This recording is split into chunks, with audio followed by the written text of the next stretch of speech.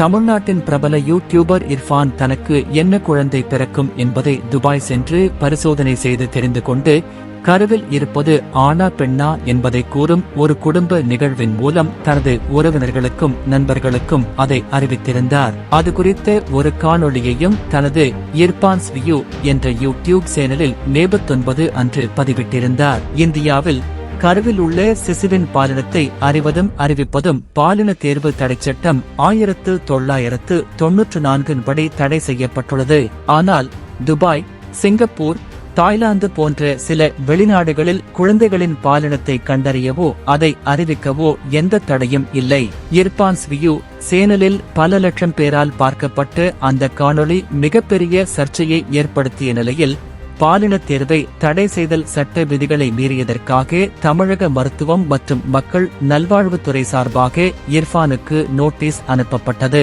இர்ஃபானும் மே 22, 2024 தமிழக மருத்துவம் மற்றும் ஊரக நலப்பணிகள் இயக்குனர் இளங்கோ மகேஸ்வரனை சந்தித்து விளக்கம் அளித்து மன்னிப்பு கேட்டுள்ளார். பிறப்புக்கு முன்பே பாலினம் கண்டறிதல் பாலின தேர்வு தடைச்சட்டம் 1994 இந்தியாவில் அறிமுகப்படுத்தப்பட்டது. அப்போதுதான் கரு என்ற வார்த்தையும் முதலில் சட்டப்பூர்வமாக வரையறுக்கப்பட்டது. இத்தகைய செயலால் தமிழ்நாடு மட்டுமல்லாமல் அகில இந்திய அளவில் பெண் குழந்தைகளின் பிறப்பு விகிதம் குறையும். மேலும் பெண்களுக்கு எதிரான குற்றங்கள் அதிகமாகும் வாய்ப்புள்ளது என்றும் அந்த நோட்டீஸில் குறிப்பிடப்பட்டுள்ளது.